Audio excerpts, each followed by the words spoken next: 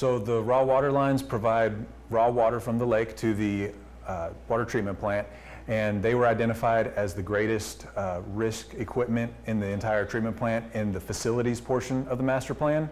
And if the raw water lines go down, then the entire plant is down, as it will not have any water to treat. So it is very important to understand and know the condition of those assets so that we can plan accordingly for future improvements.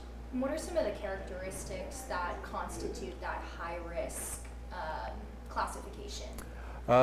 So the raw water lines are high risk because they drive the entire plant. If they are not functioning, then the plant itself is not treating water to be pumped into the distribution system.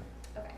And I was going to also add that the raw water lines, the original is constructed in the 40s, and the second one is constructed in the 60s, and they're both in service today. I heard you say that, and that's just wild that they're still both functioning. So what are some of the things that will go into the assessment? So we'll take a thorough look at the history record and compile all the data that we have available.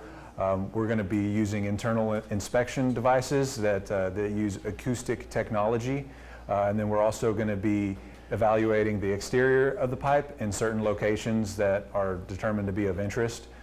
And then there's also a soil corrosivity analysis that's going to be done to determine if there's any hot soil that puts the pipe at a greater risk of corrosive damage. And how much pipe is there to assess? So there's 16 total miles between the two pipelines. They're both 8 miles long. Okay. And what is the water treatment plant? What's the name of it again? Golden Road Water Treatment Plant. Thank you, I couldn't remember. And do we have a timeline on this assessment? So the assessment is planned to take 10 months, and we're going to get going here midsummer.